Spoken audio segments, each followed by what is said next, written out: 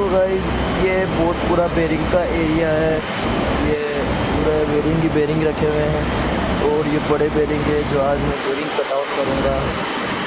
और ये भी बेरिंग है जो अंदर जाएंगे, मशीन ऑपरेटिंग होंगे। और ये वो इंसान है वो भी ऊपर बेरिंग डाल रहे हैं।